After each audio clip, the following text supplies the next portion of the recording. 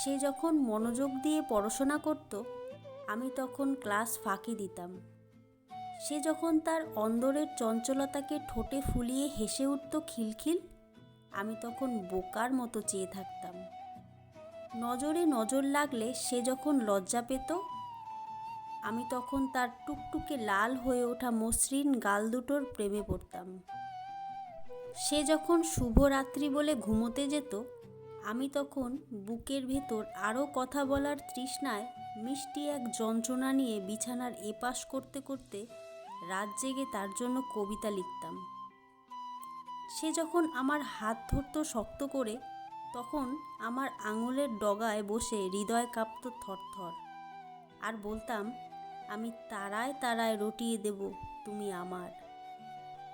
সে যখন গভীর অভিমানে গাল ফুলিয়ে রাখত, আমি তখন খালি গলায় গান ধরতাম।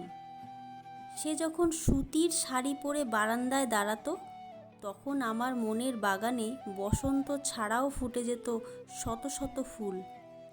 সে যখন অজানা দুঃখে হু হু করে কাঁদত, আমি তখন বাংলায় ভালোবাসি বলতাম বারবার। আমি যখন জ্বরে পুড়ে যেতাম, সে তখন মায়ের মতো কেঁদে উঠত ঝরঝর করে। অনেক দিন দেখা না পেয়ে সে যখন চিঠি লিখত, আমি তখন কলেজের বেতন মুকুবের জন্য প্রিন্সিপালের কাছে দরখাস্ত লিখতাম। সে যখন আমার কাছে আমাকে চাইতো, আমি তখন বন্ধুদের কাছে একটা চাকরি চাইতাম। সে যখন আমার সাথে বাঁচতে চাইতো, তখন আমি একটা চাকরির অভাবে বেকারত্বের অভিশাপে মরতে চাইতাম।